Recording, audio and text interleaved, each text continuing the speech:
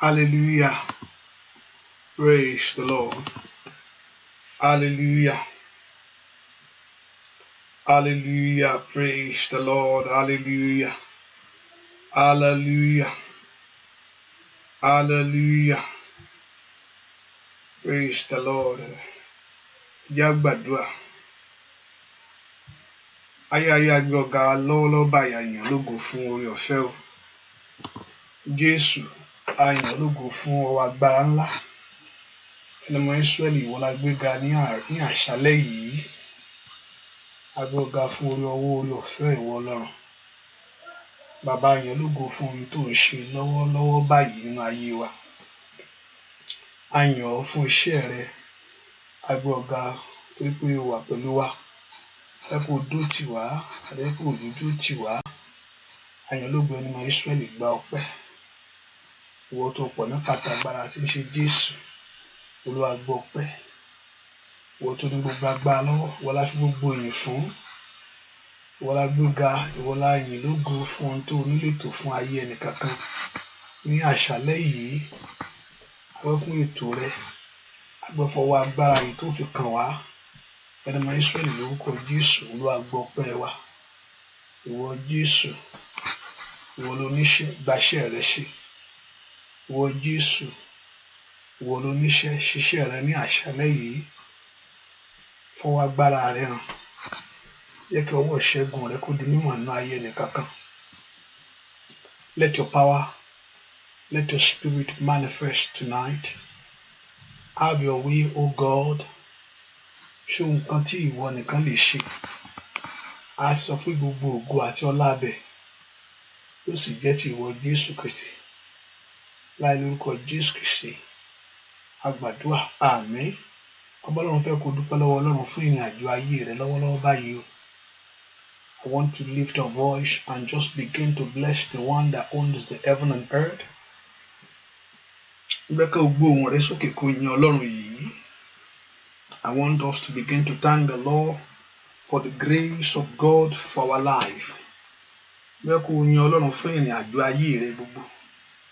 I want to begin to appreciate the Lord for what God has done for you. Gbẹ́kẹ̀ ògbó ohùn rẹ sókè níwájú rẹ̀ fún oore ńlá tó ṣe. Oore kọ̀bìtìkọ̀bìtì. Gbẹ́kẹ̀ dúpẹ́ fún Ọlọ́run fún ìpamọ́ rẹ̀. Ìpamọ́ Ọlọ́run lórí ayé rẹ gbogbo.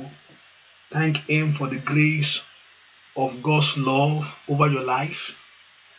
Ọba tó pọ̀ mọ́ títí dòní.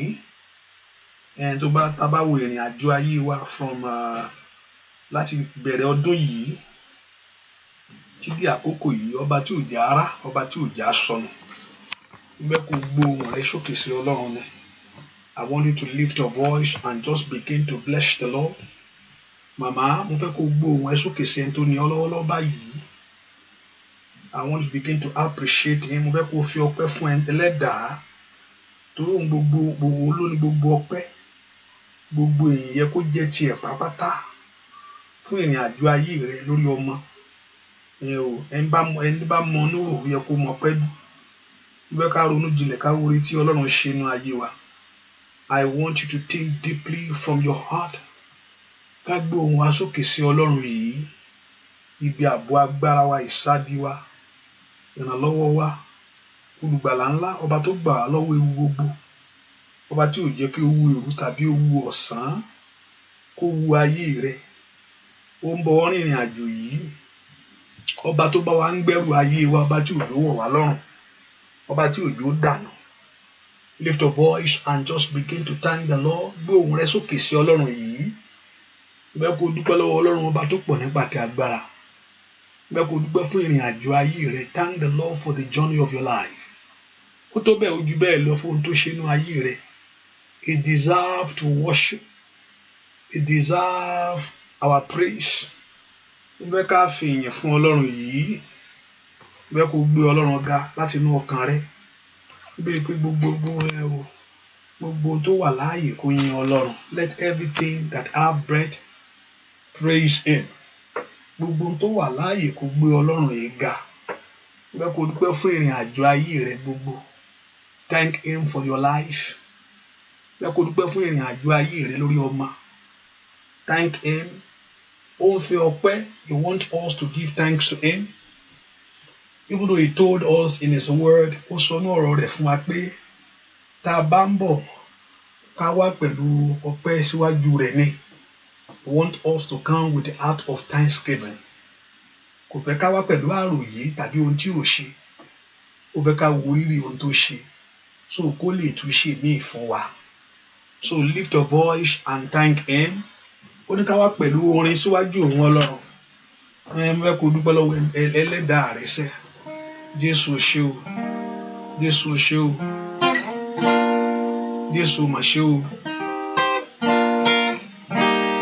Ọlọ́run mà ṣé o. Dúpẹ́ dúpẹ́ dúpẹ́ dúpẹ́. Bàbá o mà ṣé o. Alágbára gíga o ṣé. Mo fẹ́ kó gbé Ọlọ́run ga. Mo fẹ́ kó yin Ọlọ́run yìí. Bàbá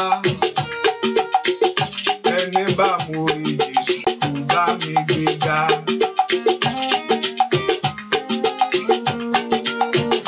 Ọwọ́ rẹ̀ dà. Bàbá ẹni bá mo rí Jésù kò bá mi gbé ga. Òkìgbà tí gbẹ́lẹ́ṣẹ̀ ojú bá rẹ̀. Ayọ̀tayọ̀ èmi ò wólẹ̀ fún ọ. Ọba tí kò jẹ́ kíbi ayé gbé mi lọ. Ọwọ́ rẹ̀ dà.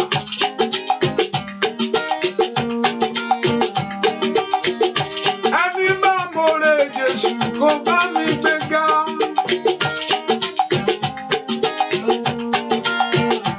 Ẹni bá mo rí Jésù kò bá mi gbé ga. Òkìkí bá ti gbẹ̀lẹ́ṣẹ̀ ojú bá rẹ̀. Ayọ̀tayọ̀ èmi ò wólẹ̀ fún ọ. Ọba tí kò jẹ́ kíbi ayé gbé mi lọ.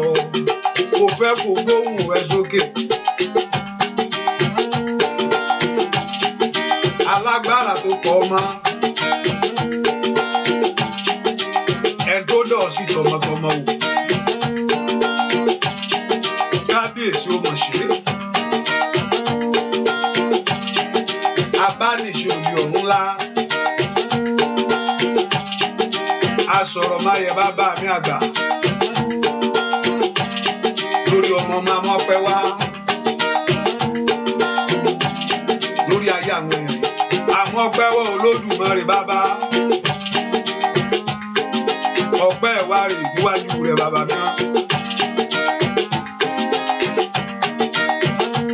Ijó ọpẹ́ wa rè Olódùmarè bàbá àgbà. Bàbá ẹni bá mo rí Jésù kò bá mi gbé ga. Ẹni bá mo rí Jésù kò bá mi gbé ga. Òkìgbà tí gbẹ̀lẹ́ṣẹ̀ ojú bá rẹ̀. Táyọ̀táyọ̀ lèmi ò wólẹ̀ fún ọ. Ọba tí kò jẹ́ kíbi ayé gbé mi lọ. Ọba tí ò jẹ́ kójú rẹ̀ forí mi. Kábíyèsí ó mọ̀ ṣe. Olódùmarè ńlá. Abániṣe òbí ọ̀run bàbá mi àgbà. Mo mọ́pẹ́ wá. Ẹ ṣé o. Ẹ ṣé o. Olúwa. Mo mọ́pẹ́ mi wá. Ẹ ṣé o. Ẹ ṣé o. Olúwa. Mo mọ́pẹ́ wá. Kábíyèsí. Ẹ ṣé o. Ẹ ṣé o. Olúwa. Mo mọ́pẹ́ mi wá. Ẹ ṣé o. Ẹ ṣé o. Olúwa. Ọpẹ́ rẹ̀ dà níwájú Ọlọ́run. Kábíyèsí olùsí bàbá mímọ́. Olódùmarè bàbá mi àgbà. Ó ṣe lórí ayé àwọn ènìyàn yìí. Lórí ọmọ wọn ṣe. Mo mọ ọpẹ́ wá o. Ẹ ṣé o. Ẹ ṣé o. Olúwa. ṣé o, ẹ ṣé o, o ṣé bàbá mímọ́ mo mọ́pẹ́ wá. Ẹ ṣé o, ẹ ṣé o, Olúwa mo mọ́pẹ́ mi wá. Ẹ ṣé o, ẹ ṣé o, Olúwa.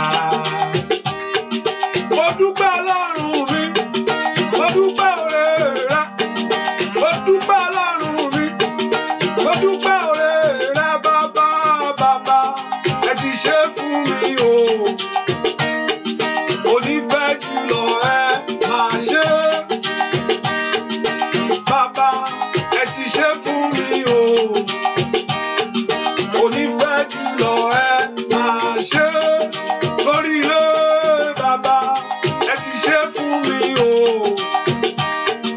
Onífẹ́ jùlọ ẹ máa ṣe, o ṣé bàbá bàbá ẹ ti ṣe fún mi o. Onífẹ́ jùlọ ẹ mo mọ́pẹ́ wá bàbá ẹ ti ṣe fún mi o. O ṣé o, onífẹ́ jùlọ ẹ máa ṣe, bàbá ẹ ti ṣe fún wa o. Onífẹ́ jùlọ ẹ máa ṣe, àròlùjìnlẹ̀ bàbá ẹ ti ṣe fún wa o. Onífẹ́ jùlọ ẹ máa ṣe, ó bàbá ẹ ti ṣe fún wa o. Onífẹ́ jùlọ ẹ máa ṣe, ọba tó mú ọ làjà, ọba tó pọ̀ ọmọ, ọba tó dá ọ sí, ó mà ṣe. Oṣù kìíní kọjá, oṣù kejì lọ, oṣù kẹsàn-án ló wà sẹ́, ọpẹ́ rẹ̀ dà. Bàbá bàbá ẹ ti ṣe fún mi o. Onífẹ́ jùlọ ẹ máa ṣe, bàbá bàbá ti ṣe fún mi o. Onífẹ́ jùlọ ẹ máa ṣe, ọpẹ́ ni mo mú wá bàbá ẹ ti ṣe fún wa o. Onífẹ́ jùlọ ẹ máa ṣe, ìyìn la mú wá o bàbá ẹ ti ṣe fún wa o.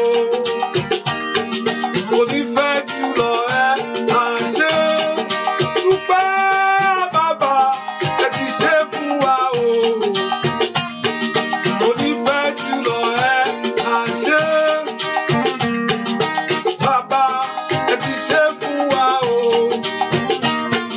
Onífẹ́ jùlọ ẹ máa ṣe, wọ́pẹ́ mi Olúwa. Òṣùbà rẹ̀ máa rẹ̀,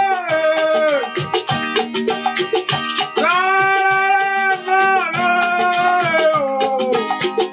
Bó ti ṣe pẹ̀lú mi, máa ṣe, wọ́pẹ́ mi Olúwa. Òṣùbà rẹ̀ máa rẹ̀, rẹ̀ o. Bó ti ṣe pẹ̀lú wa, ni kò máa ṣe.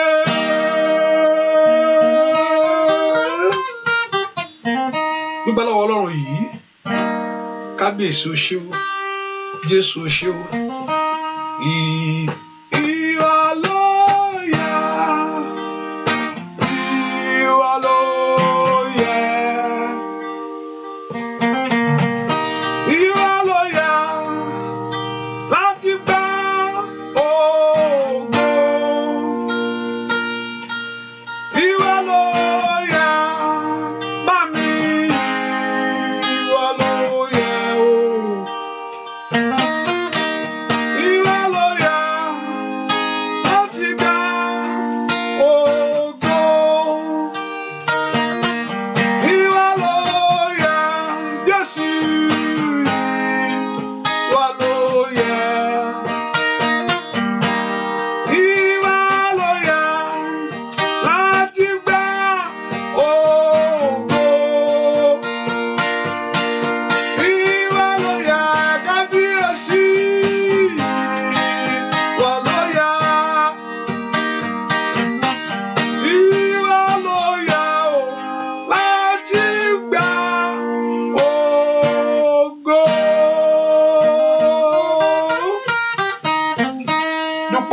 Jésù yìí ọba tó ṣàánú fún ayé rẹ.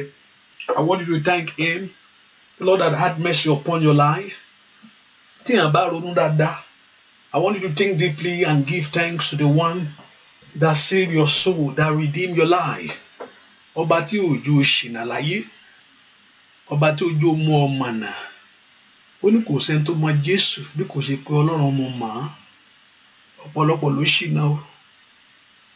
Táyà ọ̀pọ̀lọpọ̀ gan ti ẹ̀rọ bóun ti ṣìnà pátá.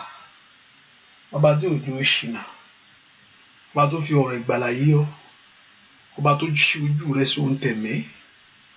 Lift your voice and just appreciate the Lord. Gbọ́ fún ìrìn àjò ayé rẹ, ó gbọpẹ́, ó tọ́pẹ́. Ọ̀rọ̀ rẹ tọ́pẹ́, ó gbọpẹ́ lọ. Ọ̀rọ̀ mi tọ́pẹ́, ọ̀rọ̀ mi tọ́pẹ́, ó tún jọpẹ́ lọ. Ọ̀rọ̀ mi dọ́pẹ́, bàbá, ó tún jọpẹ́ lọ. Ijó ọpẹ́ mi pọ̀ lọ́dọ̀ rẹ o.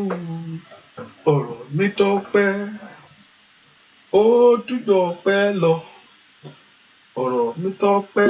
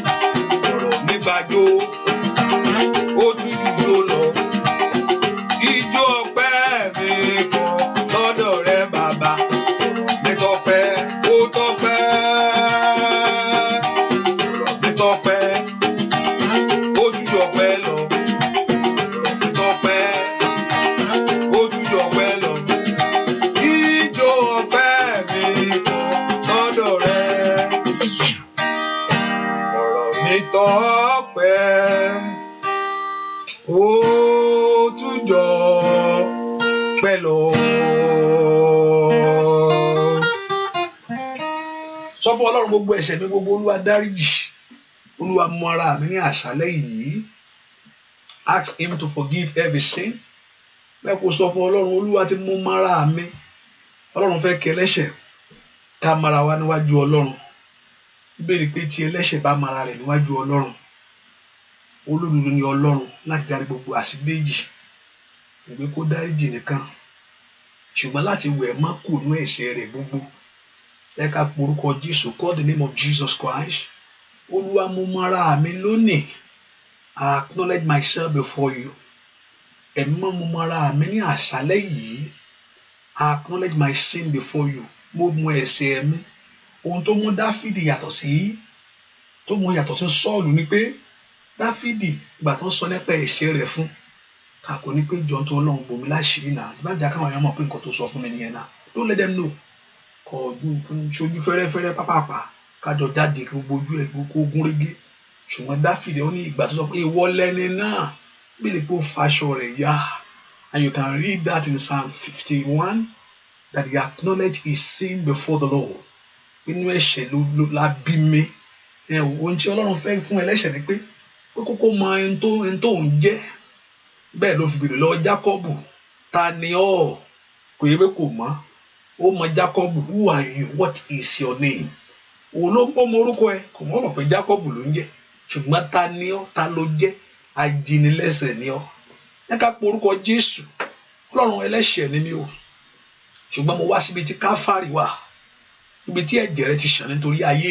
mi gbogbo ẹ̀ṣẹ̀ mi èyí tí olùfisùn ń lò all the sin that the accuser is using against you Ọlọ́run má mà dá lóhùn ìran bàbá rẹ̀ ohun tó ṣe rèé gbogbo ẹ̀ṣẹ̀ mi ẹ̀ṣẹ̀ inú ọkàn àìnífẹ̀ẹ́ tó àtẹríba fún ọ̀rọ̀ rẹ̀ ohunkóhun èyí tó jẹ́ bí ẹ̀ṣẹ̀ mi gbogbo ẹ̀gbẹ́ mi ẹ̀jẹ̀ Jésù wẹ̀ mí má lónìí ẹ kó porúkọ Jésù kí ẹ̀jẹ̀ Jésù kó wẹ ayé rẹ tọmọtọmọ ẹ porúkọ Jésù makálípórí sátayábò Olúwa dárí ẹ̀ṣẹ̀ mi jì mí ọwọ́ àánú ńlá kó wọnú ayé mi Olúwa fàánú gbà mí porúkọ Jésù dáadáa bí tó wà ask the Lord to visit your life with his mercy porúkọ Jésù kátàlíbàrú sàté Olúwa fi ọwọ́ àánú ńlá gba ayé mi mọ́lọ́run lánàá kó gbàdúrà ọwọ́ àánú agbára ńlá ní orúkọ Jésù yìí tó sọ ayé mi dọ̀tun ọwọ́ àánú ńlá yìí tí ó gbẹ ẹ̀tọ́ mi fún mi ọwọ́ àánú ńlá ìwọ Ọlọ́run bẹ́ẹ̀ kó béèrè fún ọwọ́ àánú ńlá tí ń tú orí ẹni sí that will change the story of your life ọwọ́ àánú ńlá tí ó bẹ ẹgbẹ́rù ayé rẹ lónìí orúkọ Jésù ọwọ́ àánú agbára Ọlọ́run máa bọ̀ lórí ayé mi lọ́wọ́lọ́wọ́ Olúwa fi àánú gbà mí orúkọ Jésù dáadáa màmá Olúwa fi àánú gba ayé mi Olúwa fi àánú gbà mí tọmọtọmọ ní orúkọ Jésù ask the Lord to visit your life with his mercy ọwọ́ àánú ńlá Ọlọ́run wọnú ayé mi wá láàárọ̀ ní àṣálẹ́ yìí oṣù kẹsàn-án rèé kò gbọdọ̀ lọ mọ́ ọ lọ́wọ́ ayé ò gbọdọ̀ tún jẹ́ lè gbé mọ́ ọ lọ́wọ́ ayé ò gbọdọ̀ tún jẹ́ lè gbà mọ́ ọ lọ́wọ́ orúkọ Jésù dáadáa ọwọ́ àánú ńlá tí ń bá ayé ẹni ṣe tẹ́ni ọwọ́ àánú ńlá lórúkọ Jésù èyí tí ń mú ogun ìran dákẹ́ ọwọ́ àánú ńlá èyí tí ń fa orí ẹni sókè ọwọ́ àánú ńlá lórúkọ Jésù èyí tí ń bá ayé ẹni ṣe tẹ́ni ẹ po orúkọ Jésù mi tó wà sẹ́ Olúwa fi ọwọ́ àánú ńlá rẹ bí ayé mi wò gbọ́ àdúà lórúkọ Jésù Kristi Olúwa wa mẹ́kọ̀ọ́ po orúkọ Jésù àánú ni is the mercy of God kí ṣe pé o máa dúà gbà náà pé o gbà ẹ mò ń gbàwẹ̀ àìmọye tó ń gbàwẹ̀ jù ọ lọ àìmọye àwọn tí wọ́n gán sì gbàwẹ̀ jù lọ ó lọ ọ̀mọ́ lórí òkè tán ra á mu wẹ́rẹ́wẹ́rẹ́ bẹ́ẹ̀ ni kì í ṣe gbogbo yẹn mo gbàdúrà mo wà ń bẹ̀ 3 hours 4 hours ẹni tí ò gbà tó ẹ gan nǹkan ń sọjí fún ayé wọn àní kò béèrè fún àánú Ọlọ́run ni kì í ṣe àkókò tí yẹn ń lò kì í ṣe àwẹ̀ tó gbà ó gbà wẹ̀ ju ẹlòmíì lọ ẹlòmíì ò tẹ̀lé gbà kò lè gba tátà fọ̀ yányàn kò lè gba nǹkan kan ó sì ń ṣe rere ó sì ń mú nǹkan jẹ bẹ́ẹ̀ ni ó sì ìwọ tó ń gorí tó ń gbà kan ṣe kan ó bá parí ẹ̀ka àti ó ṣe wọnú kan ó ṣe fínísì kan tán ló wọnú ilé wa ó ṣe ń wọlé ibo tí bá parí ilé rẹ gan ilé tó tu ibi tó tún gbérí sí ẹni tí ó gbà tó ọ gan ọwọ́ àánú ka ayé rẹ̀ orúkọ Jésù mi tó wà sẹ́ àní fi àánú wọ̀ ọ̀rọ̀ ayé mi wò bàbá Father visit my life with your mercy àánú ni kó fi mú tèmi jáde fún mi àánú ni kó fi gbà mí ipá mi ò lè ka bàbá ní orúkọ Jésù mo ti nàgà títí ọwọ́ mi ò tó orúkọ Jésù mi tó wà màmá the Lord Jehovah God to visit your life with his mercy Olúwa àánú sẹ́ àánú rẹ ni kó ṣe Olúwa ṣàánú fún mi ẹ pọ orúkọ Jésù má kàlíparú sàtẹ́lìà kàbrẹ́ndò sùtò prẹ́ndẹ̀ tẹ́tẹ́yà ó yá yàmá pọ orúkọ Jésù dáadáa àmàlà ńlanu kó gbàdúà pọ orúkọ Jésù ọwọ́ àánú láwọnú ayé mi Olúwa fàánú gbà mí gbọ́ àdúà lórúkọ Jésù Kristi bàbá jẹ́ kánú mi kó ṣe ọ́ Olúwa Olúwa wá ṣohun ayọ̀ fún mi bàbá o jẹ́ kánú mi kó ṣe ọ́ Olúwa o wá ṣohun ayọ̀ fún mi bàbá ẹ má jẹ́ jìyà kú láyé o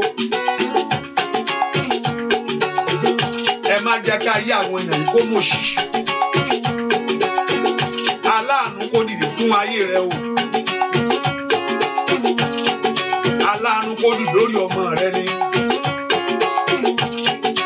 Ọlọ́run kó fàánú wo ọ̀rọ̀ ayé rẹ o kó má bàa gbàgbà nù àdúrà káyé rẹ má wí lásán mọ́ Ọlọ́run kó ṣàánú ayé rẹ mú mi o jẹ́ kánú mi kó ṣe ọ́ o ẹni tó dá mi wá ṣohun ayọ̀ fún mi bàṣà jẹ́ kánú mi kó ṣe ọ́ Olúwa wá ṣohun ayọ̀ fún mi bàbá Ọlọ́run kó ṣàánú rẹ o ayé rẹ ò gbúdọ̀ jìyà mọ́ ayé rẹ kó kú òun ẹgbẹ́ olóṣì gbogbo ibi tí ayé pín ọmọ Ọlọ́run kó mú ọ jáde o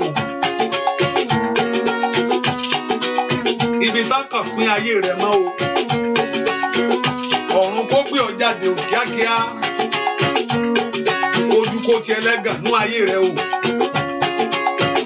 bàbá jẹ́ kánú mi kó ṣe ọ́ o tọmọtọmọ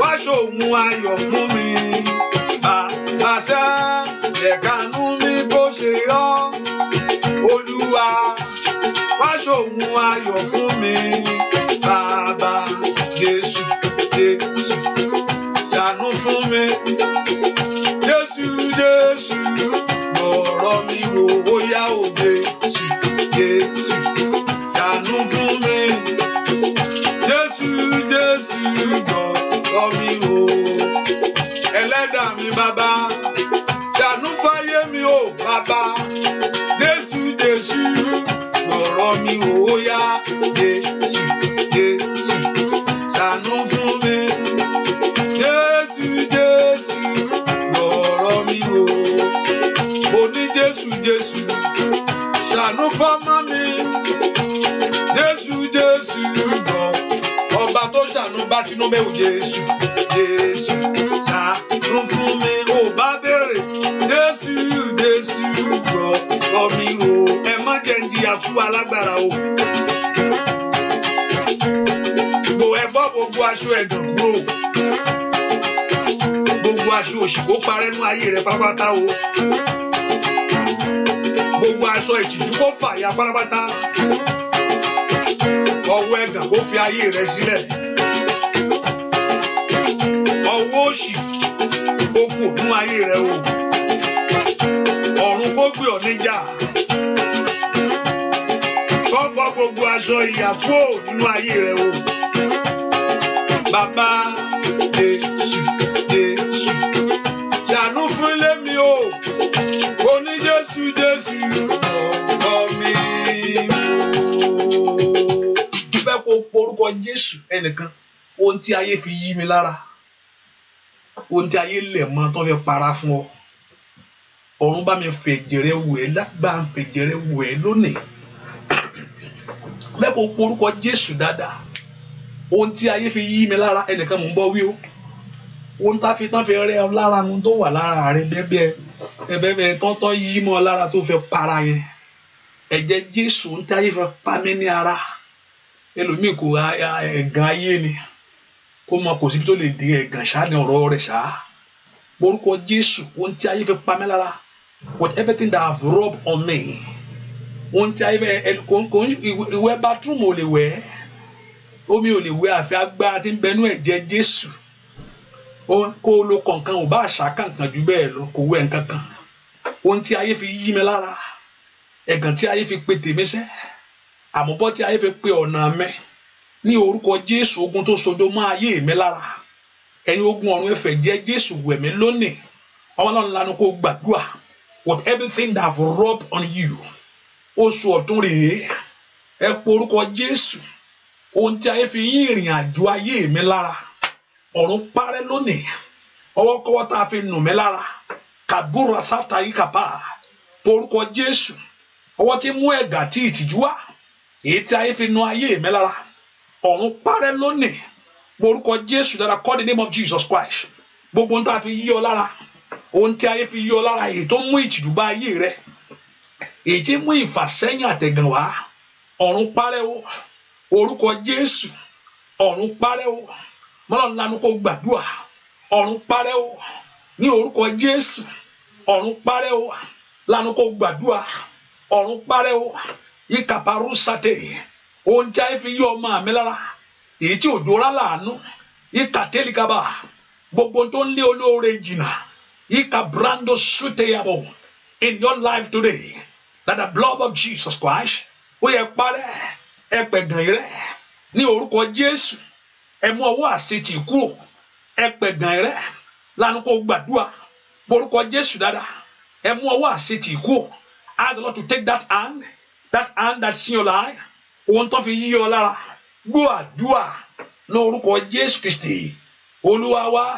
Jábésì màmá rẹ̀ ló gbélé ló fi yí nǹkan lára ó lọ mọ ìbànújẹ́ lélẹ́yìí o ó sì rí ìbànújẹ́ lọ́jọ́ ayé rẹ̀ màmá rẹ̀ fi nǹkan yí lára ó ní inú ìbànújẹ́ lòún bì ìbànújẹ́ bá lẹ̀pọ̀ máa yí ẹ̀ bẹ́ẹ̀ ni ẹ pe orúkọ Jésù ohun tí ò ń ṣe tèmi tí ayé gbé fún mi Olúwa ò dá ọ bẹ́ẹ̀ God did not create you in that form you are not made in that image iye tó o pè sínú ayé mi tó wọlé wá lọ́sàn-án ohun tó o dá mọ́ mi tó ayé gbé bẹ́ẹ̀ ẹni tó alágbákágbá tó ní kó rìnrìn àjò àṣetì gbogbo ohun tí ò dá mọ́ mi Ọlọ́run alààyè ó nígbà tó dá ọ when God created you ó ní dáradára ni gbogbo àìdá tí ń bẹnu ayé mi o ó ní Námánì olórí ogun ni ó ní ṣùgbọ́n yẹn jakulẹ̀ ẹ pe orúkọ Jésù agbára jíǹde gbà mí oṣù yóò gbúdọ̀ tún lọ mọ́ mi lọ́wọ́ oṣù yóò gbúdọ̀ bọ́ agbalágbà tán gba ayé mi lónìí gbogbo ohun tó dá mọ́ mi tí ayé yí mọ́ mi lára ẹrẹ̀ tí ń bẹ lára mi o ní orúkọ Jésù ẹrẹ̀ tí ń bẹ ìrìn àjò mi ó wàá lo èbó orí nǹkan mú ó wàá lé ọkọ òráyọ̀ ọbẹ̀ ó lọ́kọ ò lọ́mọ ó láyà ò lọ́mọ onísàfitíkẹ́tì ò rí nǹkan fi ṣe gbogbo ẹrẹ̀ tí ń bẹnu ayé mi o gbogbo pàǹtí ayé tí ayé dà bẹ̀ ọ̀run gba jáde ó yá màmá ń bolo wà orúkọ Jésù inú ayé ọmọ ẹ àrídùnnú ló yẹ kó jẹ́ fún ọ ò gbúdọ̀ rọ́mọ sunkún mọ́ ó yá orúkọ Jésù ò gbúdọ̀ rọ́mọ banújẹ́ mọ́ gbogbo agbá náà ẹ sọ di asán lónìí gbogbo ohun tí ayé fi wọnú ayé mi wá ìkàbàrú sàtẹ orúkọ Jésù ọwọ́ ẹ̀ka èèyàn kó jáde ọwọ́ ogun kó jáde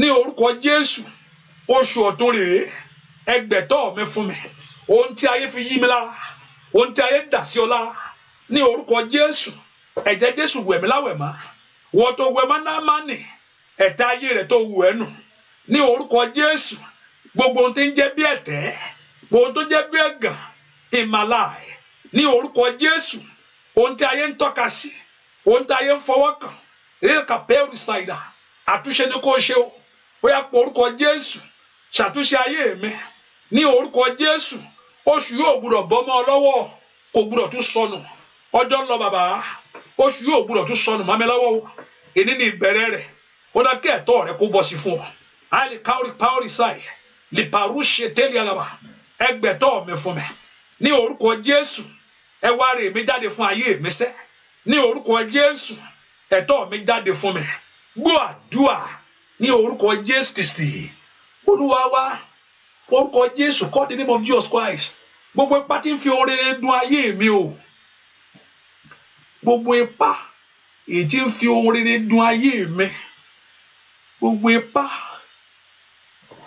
ipá tí ń fi oore dùn ọ́ I mean whatever thing that is good is not that good things is not your portion when anything is good they think that you don't deserve it anything good the day is not yours ohun tó ń ṣẹlẹ̀ nínú ayé Jábésì ni ẹ àbá tó képe Ọlọ́run gbogbo ipá tí ń fi oore dùn ayé mi every power that is suffering your life that is tormenting your life on great things gbogbo ipá tí ò fẹ́ kí oore ṣẹlẹ̀ òun lé wọ́n fẹ́ kó bá òun wá wọ́n fẹ́ kó rí òun béèrè fún wọ́n fẹ́ kó rí gbà òun kalẹ̀kùn rẹ̀ wọ́n fẹ́ kó ṣí gbogbo ipá tí ń fi oore dùn ayé mi tọmọtọmọ every power that is suffering your life that is tormenting your life on a good things that don't want good things to manifest gbogbo ipá yìí ẹ sọ agbára nù lórí ayé mi lónìí gbogbo májẹ̀mú yìí bàjẹ́ this very covenant gbogbo ọ̀rọ̀ tó lòdì yìí ó yẹ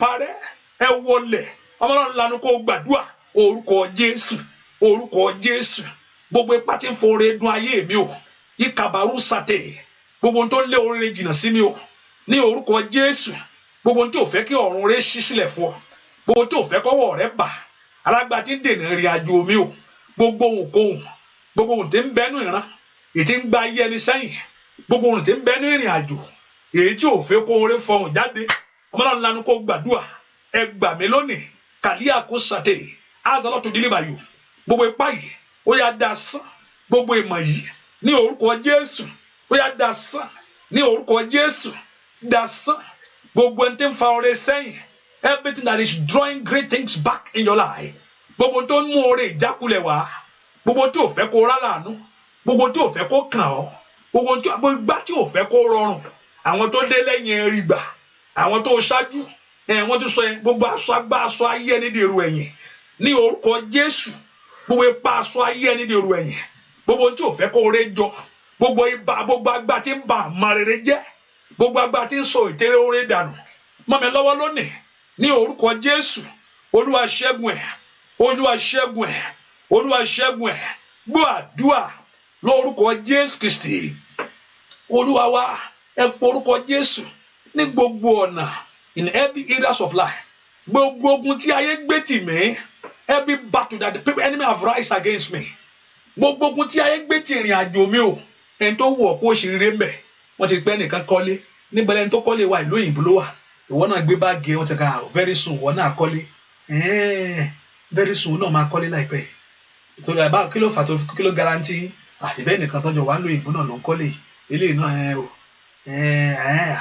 ẹ̀dì lọ́wọ́ ẹ̀dì náà rẹ̀ kíákíá bẹ́ẹ̀ ni báwo ni ó ti márì ẹ̀ wọ́n ti mọ̀ pọ̀ wọ́n fẹ́ bẹ gbé ọmọ jó ẹ má jòrò ọmọ bí o ẹ ṣàánú ẹ má jòrò ọmọ bí o gbogbo ogun tí ayé gbé tì ọ́ ẹni tó wo ìṣeré rẹ mo ní ní àárọ̀ mo ní Fáráò ó jẹ́ káwọn ọmọ Ísírẹ́lì lọ ó ní kó máa lọ ṣùgbọ́n ó tún gbógun tì wọ́n gbogbo agbára tó ní kó máa ṣe pé kó mọ́ rí ṣe gbogbo ogun tí ayé gbé tì ìrìn àjò ayé àwọn ọmọ mi o every battle of my life that rise against me ní orúkọ Jésù àṣẹ wọlé ní kó ṣe ogun ayé mi fún mi ogun tó dàbóra kò ṣeé sọ fún èèyàn ẹ má jẹ́ ó gbọ́ ẹ bá tún sọ yẹ̀yẹ́ rẹ ni kó kú mọ́ sọ náà ló dáa kó sọ wọn gbé ta ni ẹ má jẹ́ ó gbọ́ ṣó wọn pé kíní kan ṣe sísà yẹn ní ìmọ̀ má sọ fún yàn mo ti gbọ́ yẹn náà sísà kíní sọ fún pé kíní kan ṣe kó tó mọ̀ ó yọjú pátí ojú mẹ́ta lára rẹ ló ń wò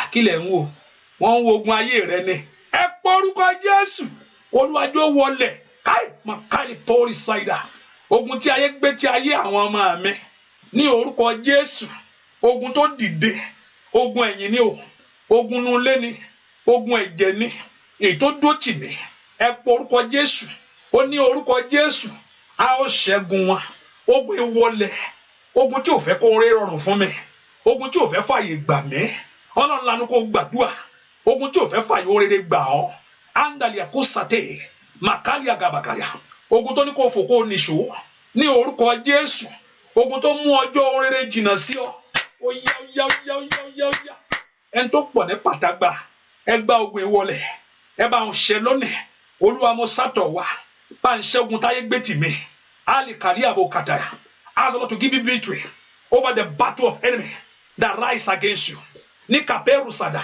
Dáfídì wípé Olúwa gbà mí lọ́wọ́ ogun tó jù mí lọ yìí ó jù ú lọ ó ń sá kíjokíjo ní ìlà kàpárì ṣáìdà ogun tó le títí ìtọ́lógún tó le tí ò ń ṣọdún kìíní tí ò ń ṣọdún kẹta tí ò ń ṣọdún kẹrin tí ò ń ṣọdún karùn-ún tí ò ń ṣọdún kẹfà tí ogun ń le kiri àdéjọ 15 láti dòróró sí lórí 30 ló tó débẹ̀ àlìkàtà ìkàpáyàdà ogun tó le títí ètò ju ayé rẹ̀ lọ ẹ pọ orúkọ Jésù. Daddy, deliver me from this battle of life. Ogun mọ́ ṣe rere, ogun tó ń túra rẹ̀ mú, ogun tó ń túra rẹ̀ mú lórí ayé àwọn ọmọ mi. Raparu Saida, ogun tó ń túra rẹ̀ mú ní ìrìn àjò mi o. Ogun mọ́ ṣe rere, ogun mọ́ dìde, ogun tí ò fẹ́ kó rọrùn. Ẹ pọ orúkọ Jésù. Dúà lórúkọ Jésù Kristi. Olúwa wọ̀ pàlágbà ta ni mo ṣẹ̀ láyé mi. O ṣẹ́ níbọ̀dí, ògo rẹ̀ náà rí. Some people ask, oh, did I offend anyone? Oh, Shenya, Taloma, oh, Bunyarina. And it has been there from the beginning. At the Nicolo to Wame, Kilarino Aida Joseph, O Matua, Lalo Danasi, Mori Pebo Teriba for me, La ye won ogun lo, Tio Bashan enter la ye pada lo ogun, Kubakuso Kwerumbe, Bene, il est Potiphar, Kuba Jankusi, il est Rioshem, Kubama Shemalara. O ní láti ṣẹyàn ta ni mo wá ṣẹ̀ báyìí ta ni mo bú o bú ẹnìkankan ayé ọmọ rẹ ni pé ọmọ yìí ó gbọ̀yà lára màmá yìí o ọmọ yìí máa graduate láìpẹ́ yìí á gbọ̀yà lára màmá tí ń jìyà yìí ayé wo ọmọ rẹ ayé rẹ gangan very soon ẹni tó kọ́lé òun náà kọ́lé láìpẹ́ yìí àbẹ́rí ó mà ti má rí very soon náà a máa ń sọ pé wọn á gbọ́ ọmọ jókòó ẹ má jò orí gbẹjọ ẹ po orúkọ Jésù. Olúwa ṣẹ́wọlẹ̀ ní kó ṣẹ́ ogun tó dó tì mí. Oṣù yóò gbúdọ̀ tún lọ mọ́ lọ́wọ́ ọjọ́ ń lọ. October, November. Mẹ́ta ló kù gbogbo rẹ̀. Kò gbúdọ̀ bọ́ mọ́ mi lọ́wọ́ Olódùmarè. Ọdún yóò gbúdọ̀ tún sọnù mọ́ mi lọ́wọ́. Ọjọ́ ń lọ ẹ̀yin ogun ọ̀run ẹ ṣílẹ̀kùn rere mi. Yí Kabarusa, open the doors of my life. Ẹ jẹ́ kí ogun tí ayé gbé tí ayé mi yìí kó wọlẹ̀ sẹ́. Ogun mọ́ ṣe rere yìí. Ogun mọ́ rí mú. Ogun mọ́ lè bá ogun mọ́ rí sí ní kàlí àbókàtà mọ́nà lanu kó gbàdúrà ẹjọ́ wọlé lónìí ẹ̀yin ogun ọ̀run ẹgbẹ̀ mi jà ẹ bá ń bá aṣọ ìyà yìí ẹ̀yin ogun ọ̀run ẹgbẹ̀ mi jà ohun tí mo rọ́ mọ́ra yìí ó tó gẹ́ o ìkàpàrúsàtẹ̀ ohun tí mo dàbá aṣọ yìí ó tó gẹ́ ogun ajáyé ń wòwò ogun tí ò fẹ́ kó rí lọ́jọ́ alẹ́ ìkàpàrúsàtà ogun tó fẹ́ fi àjẹ́ ọ ogun tó fẹ́ gbẹ̀ tọ́ rere mọ́ ọ lọ́wọ́ ní orúkọ Jésù alika orúkọ sayi makali paulus taktalia ẹ pọ orúkọ Jésù ẹ bá ń gbógun lágbàwọlẹ ẹ̀ṣẹ̀ lónìí àgbàtà ni ó gbà mí mo sátọ̀ wá lanu kó pe Jésù mo sátọ̀ wá orúkọ Jésù I run to you Olúwa mo sátọ̀ wá Olúwa gbà mí tó ẹ pé ẹnìkan ló lè sọ ó ẹ máa sọ. Is that only thing that you can say?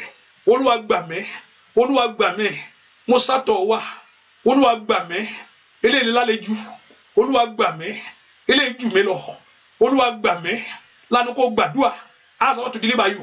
Ó wá gbára fìyà jẹ ni, apọ́nú lójú ogun, ní orúkọ Jésù, ó yá mbolo wá, ogun tó ń túra rẹ̀ mú, ogun tó lóun ò ní ṣẹ́ yìí, ogun tó lóun ò ní lọ yìí, àǹtàtàtàtà, ogun abẹ̀lọ́wẹ̀ lórí ayé mi o, ẹni tó bẹ̀ lọ́wẹ̀. Bẹ́ẹ̀ filẹ̀ o ẹ má jò lọ ẹja náà mi o ẹ má jò lọ o ẹ má jẹ ọmọ rẹ lọ ó yá ẹ gbà mí orúkọ Jésù Olúwa gbà mí dúà lórúkọ Jésù Kristi Olúwa wa àmín. Mo fẹ́ kí nìkan gbàdúrà àwọn somebody pé Olúwa ṣe ìdájọ́ fún ogun ayé mi lónìí.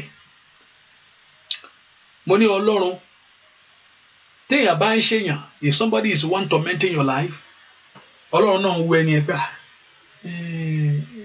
Olúwa bá ń pa á ní jẹ́ ká ní sùúrù díẹ̀ Olúwa bá ń fọ́gi mọ́ lórí á jẹ́ ní sùúrù díẹ̀ fún nǹkan sì ń jó ọ Olúwa bá ń ta lọ́fà àmájà tí ìta fílẹ̀ jẹ́ ká jókòó gbé ká wò bóyá àrònú díẹ̀ àwọn ẹnìkan ò sí ń ronú nǹkan kan àfi tẹ́lọ́run bá yí ọkàn rẹ̀ padà.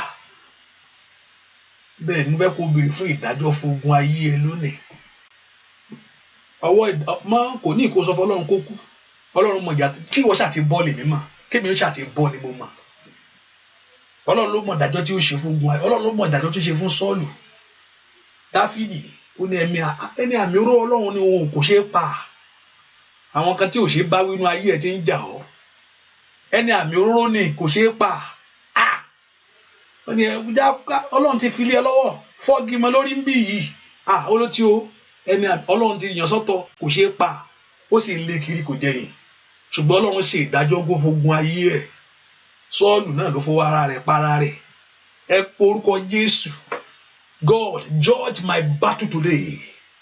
Olúwa ṣe ìdájọ́ fún ogun tí ń jà mí lónìí. Oṣù yìí kò gbúdọ̀ tún lọ ọmọ lọ́wọ́, mẹ́ta ló kù. It's only 3 months, mẹ́ta ló tún kù. Gbogbo agbára tó fẹ́ kọjọ́ lọ o. Gbogbo agbára tó fẹ́ kí ìgbà sọnù. Gbogbo agbára tó ní kó máa ṣẹrú lọ. Gbogbo agbára tó ní kó ọmọ rẹ ò ní jèrè rẹ̀. Gbà ọmọ yìí kò fẹ́ kó gbádùn, ó bí wọn jọ ni kò fẹ́ kó rere ńbẹ̀. Olúwa ṣe ìdájọ́ fún ogun ayé mi lónìí. Mo béèrè fún ni. Ìkàrí àwọn ṣàdé. Olúwa ṣe ìdájọ́ fún ogun tó dúró tì mí. Ọlọ́run ṣe ìdájọ́ fún Fáráò. Ó ní Fáráò tẹ́rí lónìí o. Ó ti pẹ́ tí ń jà ayé yín. He has been tormenting your life. He has been tormenting your life. Ṣùgbọ́n ẹ̀ ní rí mọ́. Ẹ po orúkọ Jésù. Olúwa ṣe ìdájọ́ agbára ńlá. Ìkàrí ìbàkú ṣàdé. Sí ogun tó dúró tì ayé mi yìí. Alikari pori saira. Mọ́lá lanu kó o pe Jésù bí tó wà. Mo béèrè fún ìdájọ́ fún ogun ayé mi. Ukatelia. Ogun tó dúró tì mí tọmọtọmọ. Liparusate. Ogun tó fẹ́ gba aṣọ sọnù. Ogun àfìyàjá ayé ẹni. Ogun àfi ayé ẹni ṣẹrú. Ní orúkọ Jésù. Ogun aṣọ ayé ẹni dèrò ẹ̀yìn. Ó yá màmá. Níbo ló wà sẹ́? Makali pori saira. Porúkọ Jésù. Kò gbúdọ̀ tún sọnù. Kò gbúdọ̀ tún bọ́ mọ́ ọ lọ́wọ́. Ẹ ṣe ìdájọ́ fógun ayé mi lónìí. Ní orúkọ Jésù. Olùgbèjà ńlá. Ṣe ìdájọ́ fógun ayé mi o. Ní orúkọ Jésù. Mo ní kó o béèrè fún ogun adúró ti ẹni. Ní orúkọ Jésù. Ogun aṣọ ayé ẹni dèrò ẹ̀yìn. Ogun afa ayé ẹni sí ẹ̀yẹ. Ogun aṣọ ayé ẹni dá láì máa ń ṣe. Somebody open your mouth and pray. Tell Jehovah God that the Lord should judge every battle of your life. Olúwa ṣe ìdájọ́ fún ogun ayé mi. Ṣe ìdájọ́ fún ogun ayé àwọn ọmọ mi.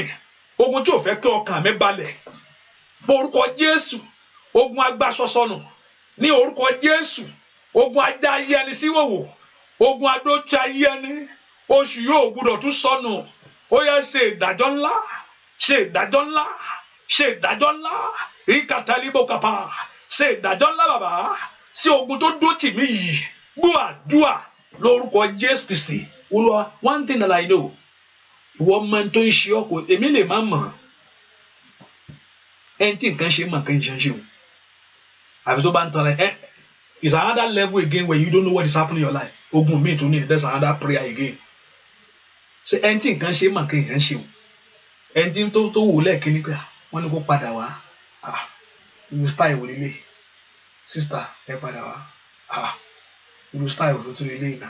Ẹni kí n pa kíni ẹ padà wá. Òfojú gbé sọ́hùn.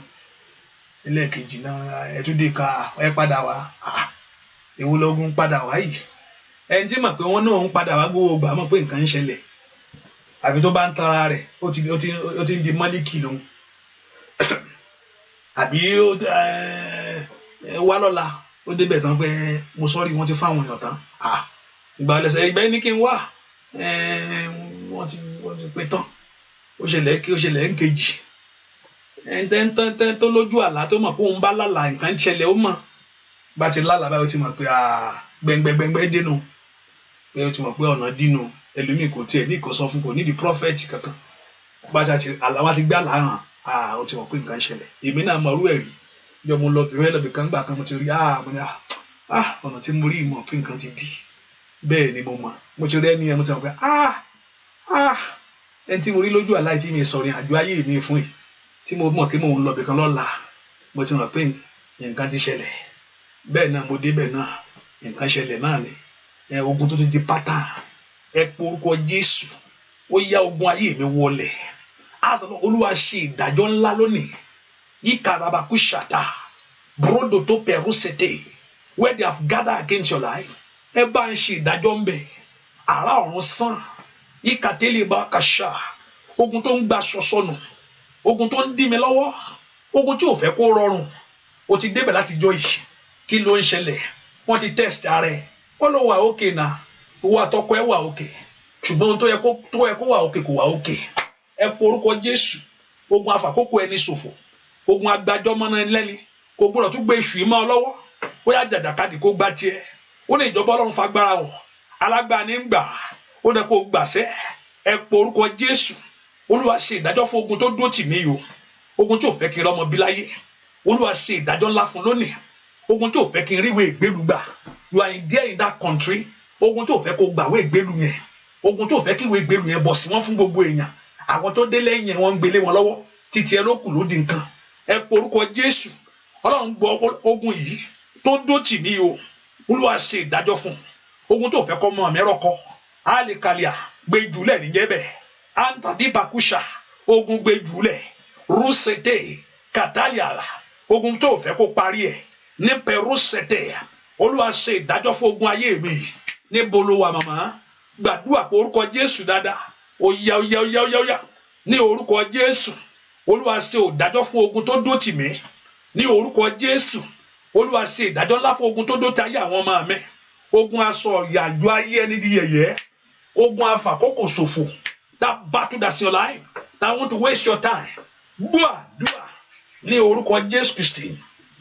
Olúwa wa ọ̀tá mọ̀ pé nínú ayé kan yìí, no one lives long like that.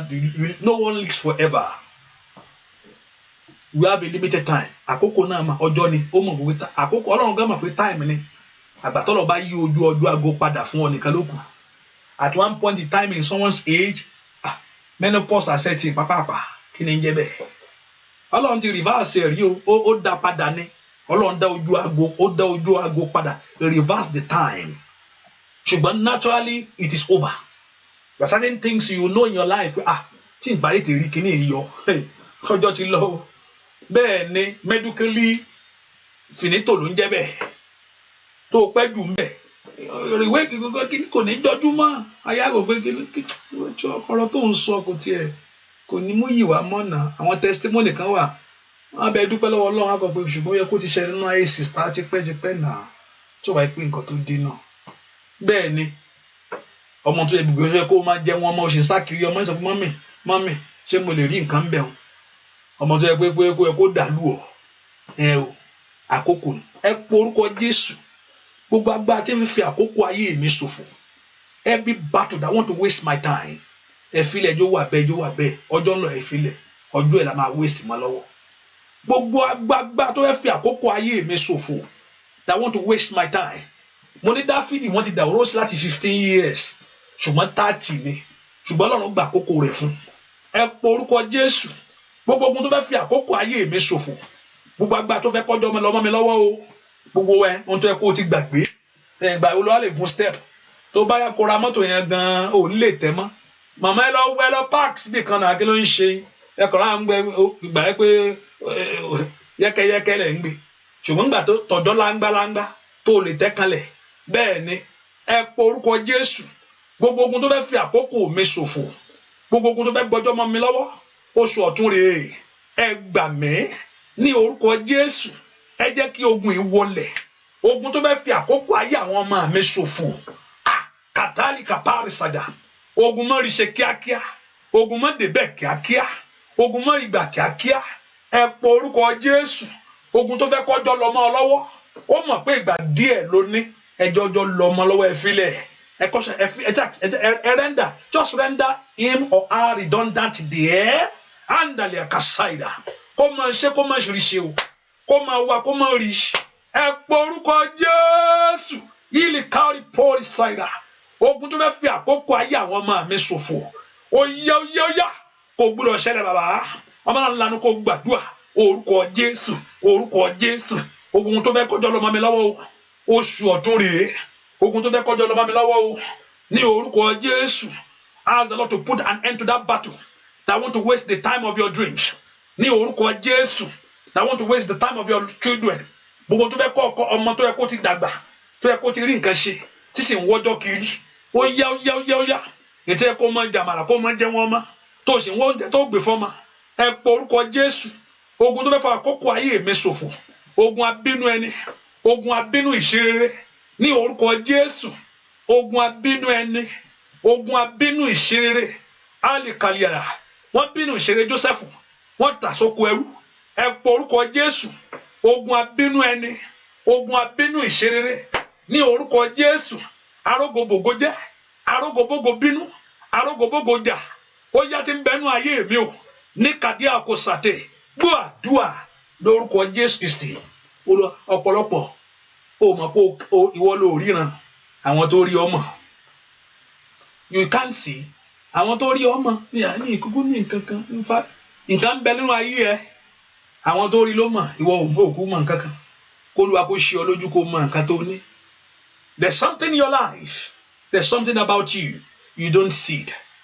Joseph ò tètè rí tiẹ̀ ká ló tètè rí Yorùbá dákẹ́ nǹkan bẹnu ayé ẹ ó rò pé story lásán ni ṣùgbọ́n àwọn tó wù pé very soon boy máa sọ pé àwọn máa tẹríba fóun boy kò wọ́n ò rí nǹkan kan mú kàn rí yín gbogbo yín ẹ̀ ń tẹríba fún mi gbogbo yín ẹ̀ ń bá àwọn tó yé kíákíá wọ́n wá ayé ọmọ ẹ pé very soon màmá ẹ̀ ọmọ ẹ̀ méjì ló máa graduate láìpẹ́ a máa gbádùn báyìí o àwọn tó rí ṣáájú rẹ̀ nù ọmọ yẹn máa ti ń dàgbà very soon náà máa sọ pé ó máa marry ó máa ti wá lo ìbò báyìí ní sí very soon a máa sọ pé ó máa kọ́lé kan síbi òun ti ríṣẹ́ ó ti ń ṣẹ́ láti jọ ẹ̀ very soon àwọn tó rí arógo bógo jẹ́ arógo bógo jà arógo bógo jẹ́ gbogbo jẹ́ tí ń wò go ayé ẹ̀ tí ń bà kan bá káná rí wọ́n celebrate ẹ̀ ò bá dáa arógo bógo bínú arógo bógo jà ṣèbí ògo Jésù náà rí àgbẹ̀ lupa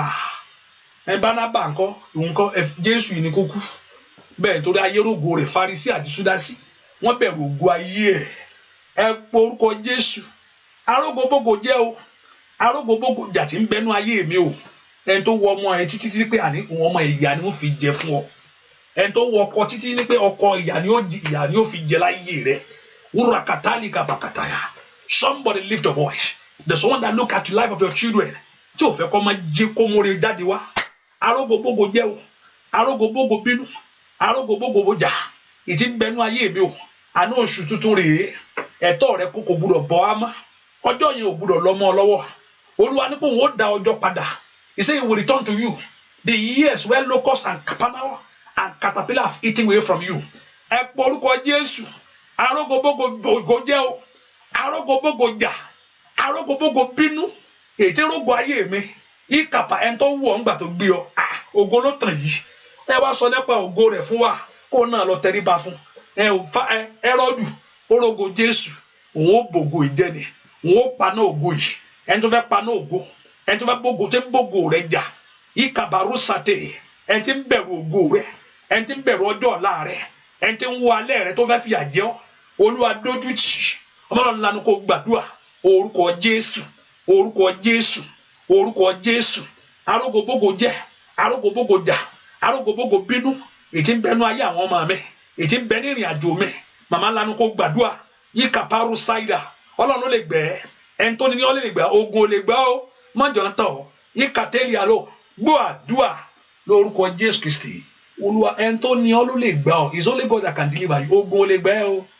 ogun kò lè gbẹ ó wọ́n ń tàn ọ ní ogun láyé kò ṣe kankan relief ló máa ń fún yàn ẹni tí bá ń ṣoògùn tó bá ń ṣoògùn relief ló ń fún ẹ o kí ni ẹ ló máa palú ẹ kẹ́yìn èmi tí mo wí bẹ̀rẹ̀ báwo ló ṣe yé mi Jésù náà ló sọ bẹ́ẹ̀ ó ní no kingdom that divide against itself that will stand Sátánì náà fẹ́ dúró àfi tí ò bá ń ṣe agbára Ọlọ́run nìkan lóko ohun tó lè gbà ọ́ lágbára Ọlọ́run kí pásítọ̀ gan kí n lo gbètúgbètú kí n bá lo gbètúgbètú fún yín kò lè ṣe kò lè gba yín o òótọ́ mo wí fún ọ ẹ bá ń lo gbètúgbètú pásítọ̀ kan lo gbètúgbètú fún ọ ogun ẹ relief ló fún ọ torí Bíbélì ló sọ ó ní no kingdom that divide against itself so mo bí tó sà sí ó yẹ jẹ́ kí n ṣáà mi I don't mind no problem you don't mind àdúrà ni pásítọ̀ bò mo ti ń gbà ó gbà náà ní kí ló wá fẹ́ ṣe kò ṣe é dákẹ́ sí gbà mí àá solú ẹ̀ gbà mí àá rẹ olú ẹ̀ kò ṣe é dákẹ́ sí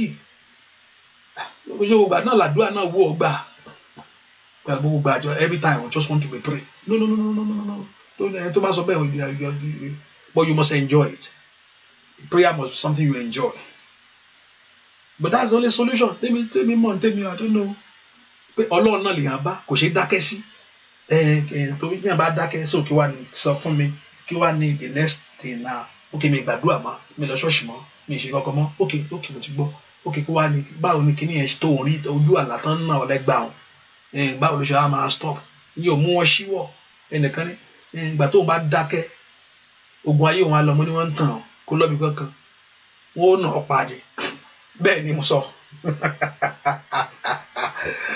bẹ́ẹ̀ ni ìgbà yẹn ó bá ṣe nǹkan tó máa ṣe á jáde ní kó lọ́bì kankan kò ṣe nǹkan ó máa bá tolú ẹ̀jẹ̀ yányán ni kò ṣe dákẹ́ sí pé ìgbà tó bá ṣe nǹkan tó máa ṣe tán á kú àfimilẹ̀ níbo Sátánì òun fìyàn lẹ̀ Ọlọ́run ní ń gbàyàn Sátánì kò kí ń fìyàn lẹ̀ o kò kí ń dáríjì yàn àti fìyà jẹ tó ẹ filẹ̀ níbo ẹ bá sọ sítórì yẹn fún wọn tàn ọ́ ẹlòmíì wọn ń ba ayé rẹ̀ jẹ́ ẹlòmíì wàá wáyé ẹlòmíì wọn ti finish ẹ̀ tán still náà tá ayé ò jáwọ́ akínótúkú ayé lè ti bàjẹ́ tán still náà kò jáwọ́ torí pé ó mọ̀ pé ó mí tó bá sì mí ó mọ̀ pé ìrètí ń bẹ fún ọ tó bá sì mí Sátánì mọ̀ pé ẹni tó mí yìí ọjọ́ ọ̀la ẹ̀ sì dá o so kò kì í jáwọ́ àbàkà tó bá pa ògo yẹn pátá àbí tó bá na ògo yẹn pápá ó ti dákẹ́ ògo bá kú.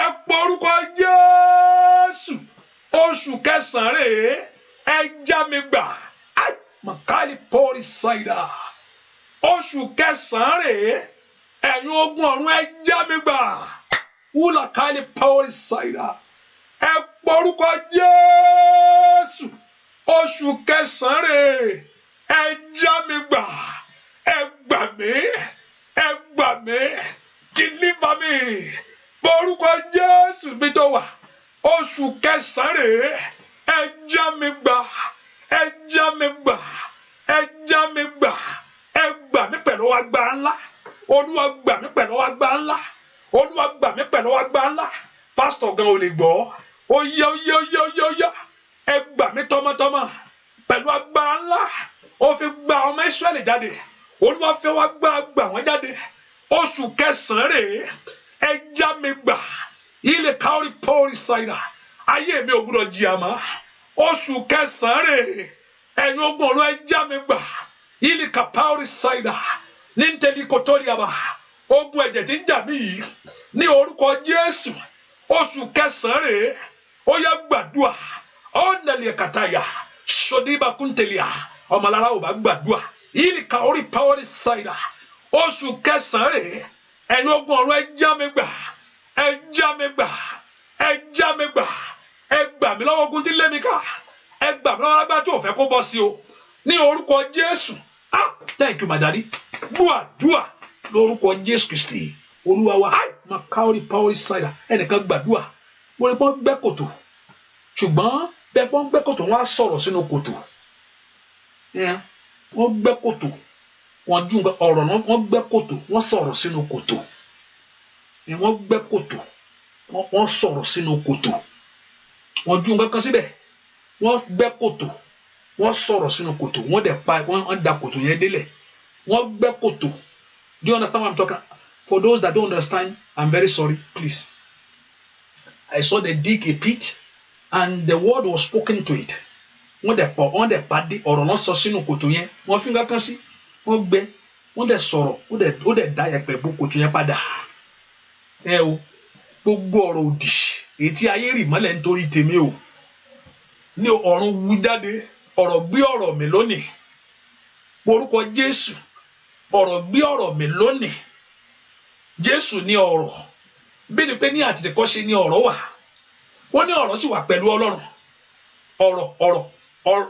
ọ̀rọ̀ gangan fúnra rẹ̀ the word itself ó wà pẹ̀lú Ọlọ́run bẹ́ẹ̀ pé ọ̀rọ̀ yẹn gangan òun ní Ọlọ́run gangan fúnra rẹ̀ ọ̀rọ̀ yẹn gangan ọ̀rọ̀ yẹn ló sọ pé kí ìmọ́lẹ̀ wà ìmọ́lẹ̀ sì wà ọ̀rọ̀ yẹn ló ń fọhùn let there be light ẹ pọ orúkọ Jésù ọ̀rọ̀ tí ayé rì mọ́lẹ̀ nítorí tèmi yìí kàbẹ́rù ṣáìdà ọ̀run wú jáde lónìí ọ̀rọ̀ gbé ọ̀rọ̀ mi let the word swallow every negative voice ọ̀rọ̀ gbé ọ̀rọ̀ mi ọ̀rọ̀ tí ń tẹ̀lé ìrìn àjò mi kiri ọ̀rọ̀ gbé ọ̀rọ̀ mi ọ̀rọ̀ Jésù ọ̀rọ̀ gbé ọ̀rọ̀ mi lónìí orúkọ Jésù ó gbé ikú dè lórí ẹ ilé kàpáwòrì ṣáìdà ó yí àrùn yẹn dànù ilé kàtẹ́líà gbogbo ọ̀rọ̀ tá a sọ sí ilẹ̀ èyí tí ayé bò mọ́lẹ̀, èyí tó lòdì sí ìṣeré ayé àmẹ́ àwọn ọmọ mi gbogbo, ọ̀rọ̀ gbé ọ̀rọ̀ mi lónìí. Let the Lord Almighty swallow it tonight.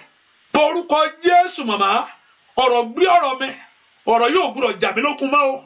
Ilé kaparu sate. This voice should not go against me anymore. Ọ̀rọ̀ yóò gbúdọ̀ jà mí lógun mọ́. Ọ̀rọ̀ yóò gbúdọ̀ dá mi dúró mọ́. Ọ̀rọ̀ gbé ọ̀rọ̀ mi lónìí. Ọ̀rọ̀ tí ń bẹnu Jésù. Ilé kaparu saida. Ọ̀rọ̀ tí ń bẹnu ẹ̀jẹ̀ Jésù. Gbé ọ̀rọ̀ mi lónìí. Gbé ọ̀rọ̀ ayé mi lórí ayé mi o. Ọ̀rọ̀ gbé ọ̀rọ̀ mi lónìí. Jésù ìwọ ọ̀rọ̀. Ilé kaparu saida. The word himself. Swallow every voice that contrary to my life. Ọ̀rọ̀ gbé ọ̀rọ̀ mi. Ikateliada. Sada akotali. Thank you, my Father. Ta ló ń jẹ́ ṣẹ̀san. Ikapewuri saida. Ọ̀rọ̀ kó gbé ọ̀rọ̀ mi lórí ayé rẹ lónìí. Ilé kárí parí ẹni tó ń jẹ́ ṣẹ̀san. Ní orúkọ Jésù. Ọ̀rọ̀ kó gbé ọ̀rọ̀ mi lórí ayé. Ilé kárí pure saida. Ilé kárí pure saida. Gbogbo ọ̀rọ̀ tí ayé sọ. Èyí tó dá ọ búlẹ̀. Gbogbo ọ̀rọ̀ tí ayé rì mọ́lẹ̀. Èyí táyé fọhùn sórí ayé mi o. Ọ̀rọ̀ tí ń jà mí. Ọ̀rọ̀ tí ń bálẹ̀ tí ń dáhùn kankan mọ́ ọ lára. Ilé kárí pure saida. Ọ̀rọ̀ kó gbé mi lónìí. Ọ̀rọ̀ kó gbé ọ̀rọ̀ mi lónìí. Lórí ayé rẹ lórí ọmọ. Dúà lórúkọ Jésù Kristi. Olúwa ẹ fi pàṣẹ ayé jóná lórí ayé mi lónìí o. The Lord should set on fire every cane of enemy. Olúwa fi pàṣẹ ayé jóná lónìí. Ẹ bá fi jóná pàṣẹ mi lónìí. Pé ẹ máa fi ẹgbàá rẹ̀ rèé. Àwọn òfin bẹ́ ń kú nìsín. Ara rẹ̀ yóò wálẹ̀. Tọ́másì ti fún ọ tán náà nù. Àwọn àti pé nǹkan tó dàrú. Olúwa fi pàṣẹ ayé jóná. Ẹgbàá tí ayé nà mí jóná lónìí. Set it on fire. Ẹgbàá tí ayé nà àwọn ọmọ mi kó jóná. Mo ní Yorùbá ni ọ́. Wọ́n náà mọ bí tó ti jáde wá. Kò ń sọ̀rọ̀ gbé kínní. Nàìjíríà náà ṣòpó ogun bẹnu ayé. Apart from you live in overseas, forget about all that. Ogun bẹ́ẹ̀ gangan ò sọ pé ogun ò sí o. Bíbélì gangan ò sọ bẹ́ẹ̀ o. Wọ́n ti Bíbélì sọ fún ẹ pé ẹ gbé gbogbo ìhámọ́ Ọlọ́run wọ̀. Ó sọ fún ọ pé kò sí nǹkan kan yẹn. Kò sí nǹkan kan bí kankan. Ẹni tó ń fi nǹkan hàn náà ń fi hàn. Owó ẹgbàá yóò ní pa o. Kò sí nǹkan kan. Nǹkan ju nǹkan wà. Àìmọye nǹkan ju nǹkan lọ o. Bíbélì gangan ò sọ pé kò sí nǹkan kan ò sí. The Bible don't told you, never said that to you. Mama, ó ní ẹ gbé gbogbo ẹ̀, ó ní kí wọ́n múra ní. Torí ohun tó ń dojúkọ ó jù ẹ lọ. Kò ń sọ̀rọ̀ pé màmá ẹ̀ nìyà, ó ní màmá ẹ̀ ló ń ṣe mí. Ohun tó ń ṣe ọ́ ju màmá yẹn lọ. Màmá yẹn gan lè kú kógun yẹn mọ̀ṣẹ̀. Bẹ́ẹ̀ ni mo wí fún ọ. Àìmọye tó ti kú ọgán tó ẹ kó ṣe ń lé ọ kiri. Pé àwọn ọmọ ti kú tipẹ́tipẹ́, mo ṣùgbọ́n mo ṣe rí wọn. Bẹ́ẹ̀ mi tó ń bẹnu ayé ẹni yẹn ni. Ẹ porúkọ Jésù. Pàṣẹ ayé jóná lónìí o. Ẹgbà tí ayé nà mí Olúwa fi jóná. Ẹgbà tí ayé fi nà ìrìn àjò mi o. Olúwa sọ this asán lónìí. Destroy the weapons of enemy. Gbogbo ẹgbà tí ayé yọ sí ọ. Gbogbo ẹgbà tí ayé yọ sí ọ lórí ọmọ. Gbogbo ẹgbà tí ayé yọ sí ní ìrìn àjò mi lójú àlá. O agbá tí ń fọ ń bẹ́ ń kú. Ní orúkọ Jésù kàtàlì kàpárì kàpárìà. Porúkọ Jésù dáadáa. Ẹ fi jóná nú agbá ńlá lónìí. Ẹgbà ayé di asán lórí ayé mi o. Ẹgbà àṣetì. Ẹgbà àmúbọ́. Ìkàtàlì kàpárì kàtàyàbá. Lẹ́sẹ̀tẹ̀lìà. Ẹgbà èrò ẹ̀yìn. Ìkàtẹ́lìàbà. Ọ̀run sọ di asán. Olúwa gbàgbà sọnù. Agbá àtọ́ di asán lónìí. Olúwa fi jóná. Olúwa fi jóná. Olúwa fi jóná. Gbọ́ àdúà lórúkọ Jésù Kristi. Olúwa wá. Gbọ́ àdúà lórúkọ Jésù Kristi. Olúwa wá fèrè amú torí mi ní padà wá lálẹ́ yìí o. Hallelujah. Ààbò rẹ o bàbá. Nílé lóko lọ́nà ọjà. Ààbò rẹ bò mí o. Ààbò rẹ o bàbá. Nílé lóko lọ́nà ọjà. Ààbò rẹ bò mí o. Ààbò rẹ o bàbá. Nílé lóko lọ́nà ọjà. Ààbò rẹ bò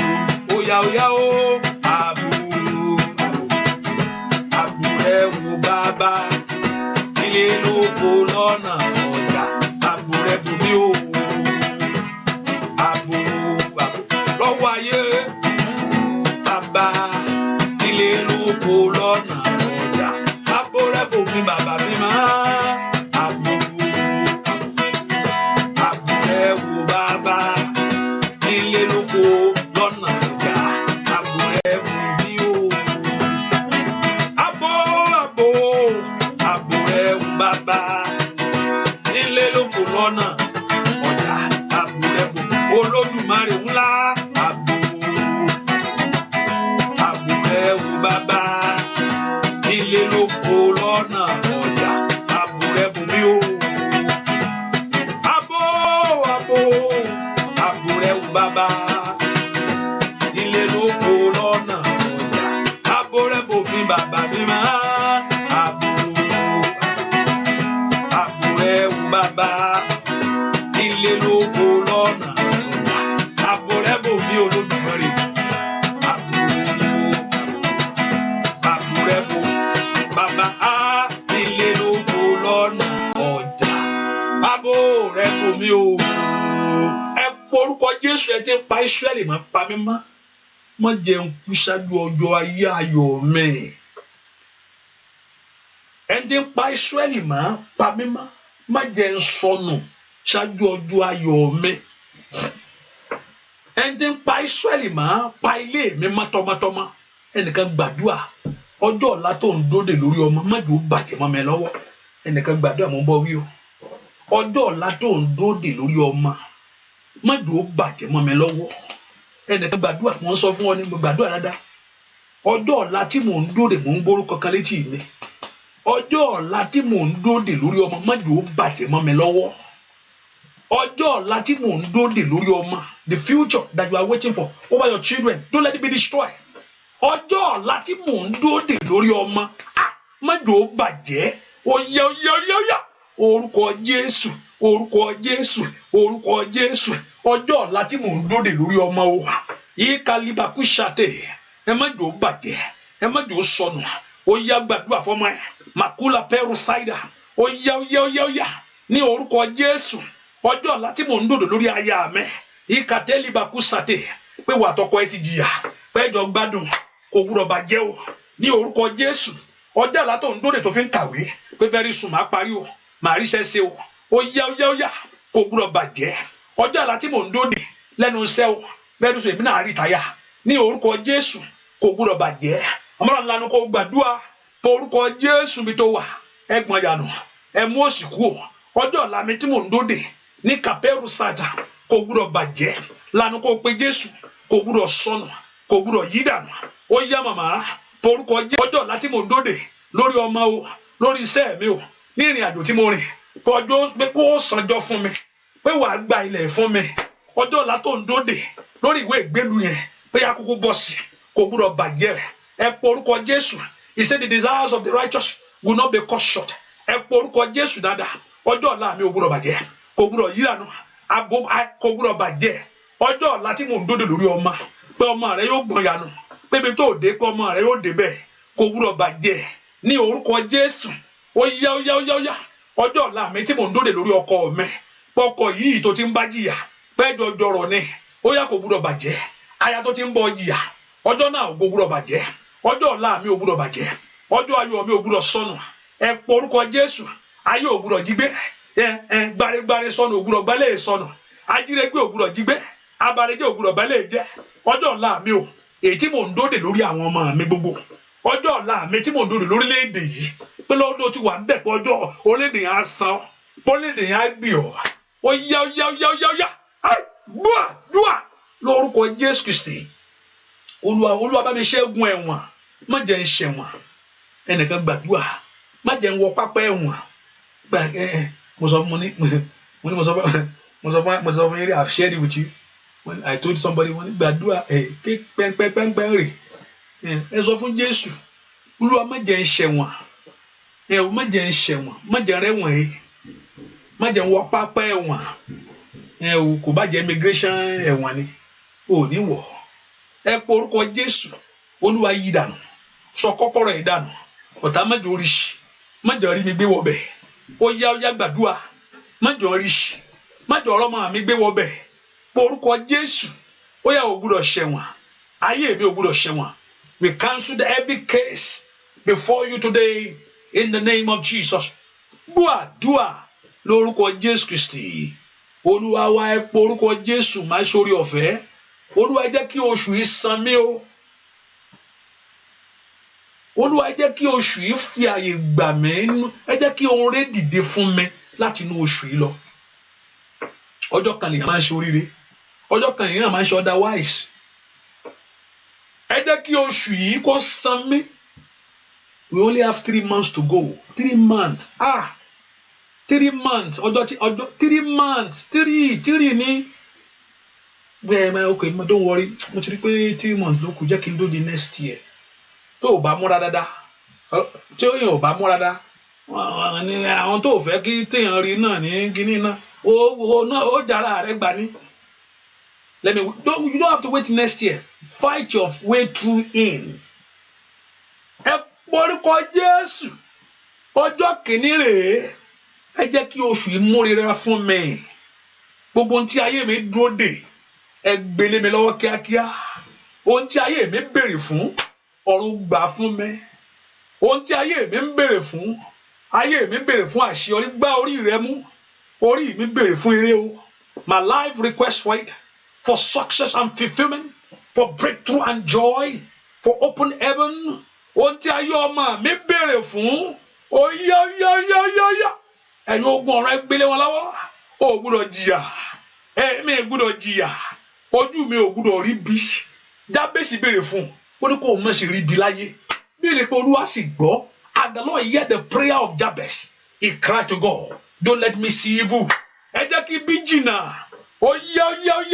Ẹ fàyè oríire gbà mí. Ẹ fàyè gbà mí. Por orúkọ Jésù. Ẹ fàyè gbà ayé àwọn ọmọ mi. Ẹ fàyè gbà ìrìn àjò ayé mi o. Ẹ gbẹ̀tọ́ mi fún mi. Gbọ́ àdúrà ní orúkọ Jésù Kristi. Mo gbàdúrà fẹ́nìkan. Ohun tí ń rálẹ̀ nú ayé ẹ. With everything that is crawling in your life. Ohun tí ń rálẹ̀ nú ayé ẹ, mo gbàdúrà fẹ́nìkan. Ohun tó ń lọ tíkẹ́. Ó yẹ kó ti bọ́ sí tí ò ti bọ́ sí. Ní orúkọ Jésù ti Násárẹ́tì, ó yá gbà àmín. Adánidúró ètò dó sójú ọ̀nà ẹ. Ní orúkọ Jésù kó fi ọ̀nà lẹ̀ àmín. Mo pa ní àṣẹ ni. Kò bá jẹ́ màmá ẹ. Kò bá jẹ́ bí ẹ. Ẹnikẹ́ni kò bá jẹ́ obìnrin tó bá jẹ́nu ayé ẹ lónìí. Ẹnikẹ́ni tó dúró síwájú ọ̀nà ẹ. Yìí kàpẹ́rù ṣàìdà. Ní nẹ̀nẹ́ mẹ́kọ́ ṣàtò bá sọ pé inú ẹgbẹ́ aṣọ funfun làwọn wà. Ní orúkọ Jésù kò bá sọ pé inú ẹgbẹ́ aṣọ funfun lòun wà. Yìí kàtẹ́lìà kò sàtẹ́. Brado tekelia ètò dúró síwájú ẹ. Ọ̀run kò gbà kúrò àmín. Torí pé ó jẹ́ olùdènà. Yìí ni káórí parí Syria. Torí pé kò sì fi ti Ọlọ́run ṣe. Mi orúkọ ilẹ̀ torí pé ó fi ìdájọ́ sí ọwọ́ ara rẹ̀. Ní orúkọ Jésù mo béèrè fún ìṣubú rẹ̀ lọ́wọ́lọ́wọ́. Ní tètèlì kàpà Olúwa kó rìn kọjá àmín. Ṣàmì dáadáa. Anyone standing in your way. Ẹnikẹ́ni tá bínú obìnrin. Ètò ń rìn nulẹ̀. Ẹ̀dá Ọlọ́run alààyè. Èyí tí Ọlọ́run ṣẹ̀dá. Yí kàtólíkà parí ṣáìdà. Àfi tó bá dára rẹ̀ nìkan ló kù. Ẹni tí Ọlọ́run ṣẹ̀dá. Ètò dúró síwájú ọ̀nà rẹ̀. Olúwa kó rìn kọjá àmín. Alágbára tó lóun ò ní fi ọ̀nà lẹ̀ fún ọ. Ó mi tẹ̀lé à. Ó yá fi ṣàtẹ̀gùn àmín. Ó ṣàmì dáadáa. Alágbára tó lóun ò ní fi ọ̀nà lẹ̀ fún ọmọ rẹ̀. Ní orúkọ Jésù. Ó yá fi ṣe àtẹ̀gùn àmín. Mo ní kó ṣàmì dáadáa. Alágbára ènìyàn. Ìlì kárí pọ́ọ̀lì ṣàìdà. Ètò lóun ò ní fi ọ̀nà lẹ̀ fún ìwọ. Ètò lóun ò ní kó lójú ọ̀nà. Ìlì kárí pọ́ọ̀lì ṣàìdà.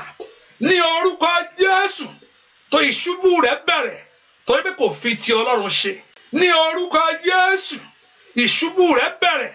Torí pé ó fi ìdájọ́ sọ́wọ́ ara rẹ̀. Ìkà torí pé Olúwa ni ìdájọ́. Líka pure cider.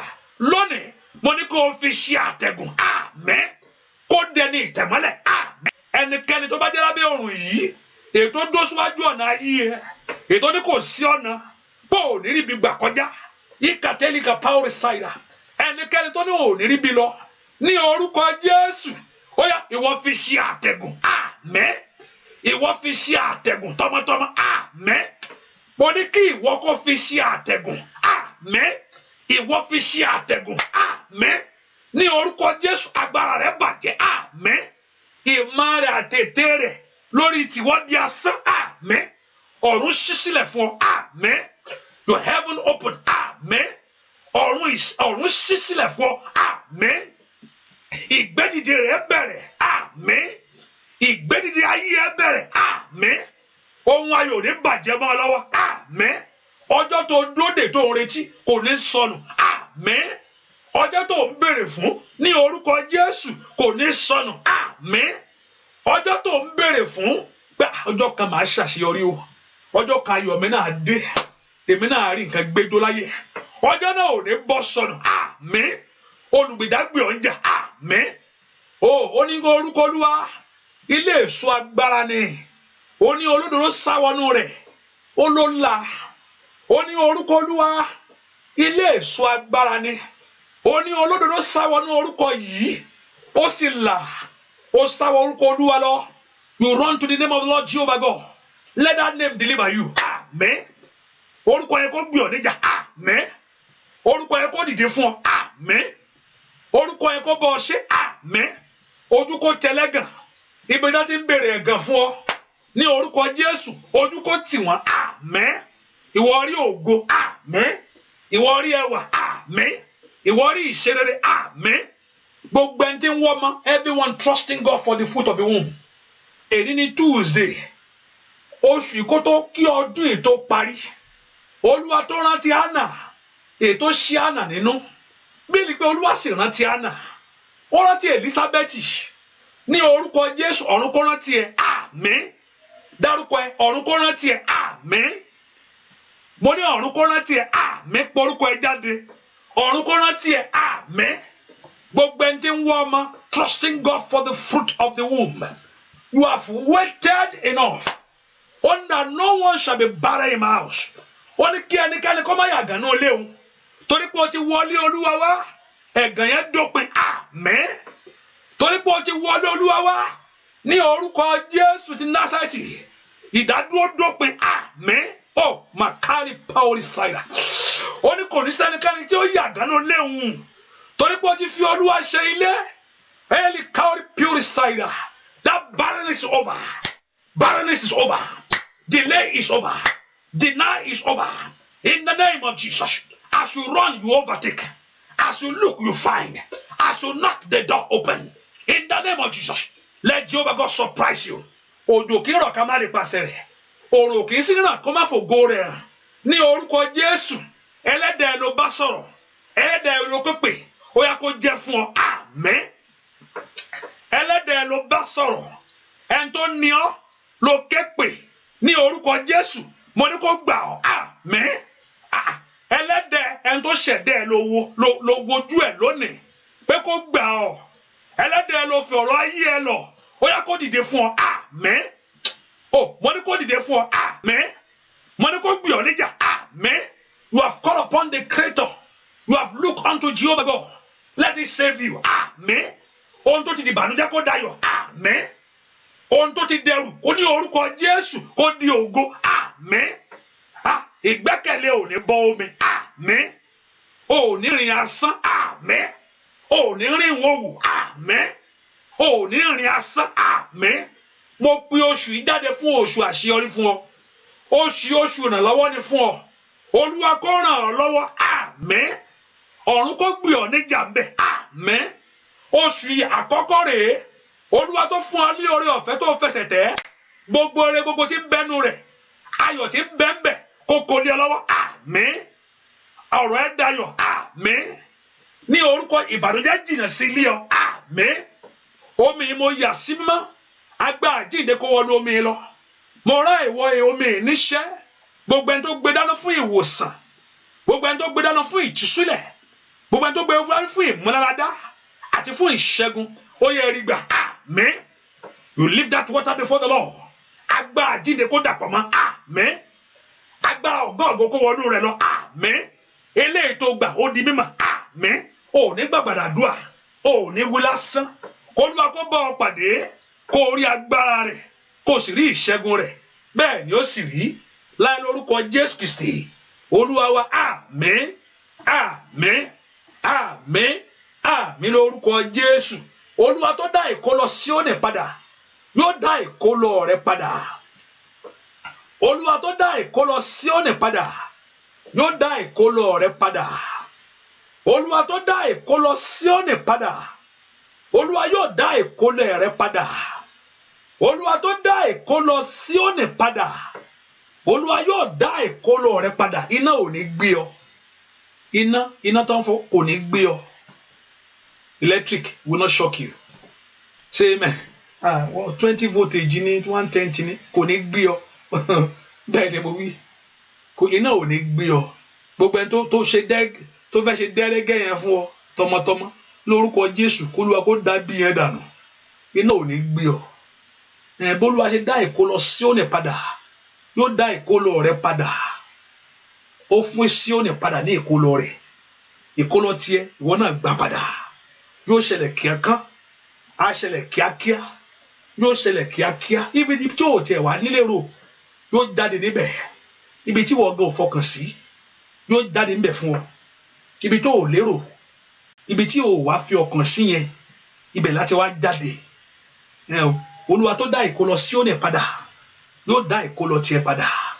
Bẹ́ẹ̀ yóò sì rí láì lórúkọ Jésù Kristi Olúwa wa. Àmín àmín lórúkọ Jésù. Praise the Lord. But just put in mind, I'm not coming back tonight. I'm sorry. But tomorrow morning, by God's grace, you see me tomorrow morning. Hallelujah. So tomorrow, by God's grace, and tomorrow is Wednesday, and yes, and the Lord Jehovah God will help us in Jesus' name as we believe God and trust God. Àdúrà ní gbà, agbára ò ń gbà. Àdúrà ní máa ń gbà o, agbára ò kì í gbà. Má jò sú ọ. Ẹni tó ń bá sọ̀rọ̀ kò dítí. Ẹni tó ní kò sọ fóun, ó ready láti fún ọ. And I believe he's going to give you. Ilé tó wí lálẹ́ yìí, ó di mímọ̀ o. Ilé tó sọ, ó di mímọ̀ fún ọ tọmọtọmọ. Ẹgbẹ́ aṣáyọ̀, ojú ò ní tì ọ. Gbogbo ọmọ gbogbo àgbàdúà, ọmọ rẹ ò ní wọ́wí, ọmọ rẹ ò ní sọnù. Ní orúkọ Jésù, gbogbo ọmọ ẹ̀jẹ̀ Jésù dájú lórí wọn.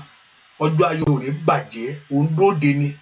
Ní orúkọ Jésù, òun dóde, ẹ̀yin ọmọ yẹn á ṣe rere. Ní orúkọ Jésù, ọ̀tá ò ní jí gbé mọ́ ọ lọ́wọ́. Àwọn ọmọ ṣe rere o, àwọn ọmọ láyọ̀. Ní orúkọ ẹnikẹ́ni tó lóun fẹ́ fọwọ́ kan mọ́ ẹ, ẹni tó ní pé òun wò ẹ́ títí pé ọmọ lòun fẹ́ fọwọ́ kàn. Ní orúkọ Jésù, pàṣẹ ọ̀run kọ́lọ́run kó nà wọ́n, k'Olúwa kó jẹ wọ́n yà. Ìwọ dẹni ògo, ó dẹni ìdáláre. Bẹ́ẹ̀ ni ó sì rí láì lórúkọ Jésù Kristi Olúwa wa. Oore ọ̀fẹ́ Jésù Olúwa wa, ìfẹ́ mọ́ tí Ọlọ́run dàpọ̀ tẹ̀mí mọ́. Ògo Jésù kó bá yín gbé, k'Olúwa kó bọ́ sọ̀rọ̀. Ní orúkọ Jésù, ilẹ̀ yẹn di ilẹ̀ ọlọ́ràá fún ọ. Látòní lọ, ilẹ̀ yẹn di ilẹ̀ ọlọ́ràá fún ọ. Látòní lọ, ilẹ̀ yẹn di ilẹ̀ ọlọ́ràá fún ọ. O ò ní gbé bẹ̀ ní ìnira mọ́. Látòní lọ, ilẹ̀ yẹn ó di ilẹ̀ ọlọ́ràá fún ọ. Ó gbìn, ó sì kó èrè. Wàá gbìn, wàá kó èrè. Ilẹ̀ yẹn, that land, the Lord make it a fertile ground for you. Ilẹ̀ yẹn ó di ilẹ̀ ọlọ́ràá fún ọ. Ní orúkọ Jésù, ilẹ̀ yẹn ó ti di ilẹ̀ ọlọ́ràá fún ọ. Ilẹ̀ yẹn ó di ilẹ̀ ọlọ́ràá fún ọ. Bẹ́ẹ̀ ni ó sì rí láì lórúkọ Jésù Kristi Olúwa wa. Àmín àmín àmín lórúkọ Jésù. Hallelujah. God bless you. It's good to see you. See you tomorrow morning. God bless you. Thank you for coming and thank you for being here. And bless those that share it. And the Lord Jehovah God will bless you. God bless you. Thank you very much. Bye-bye.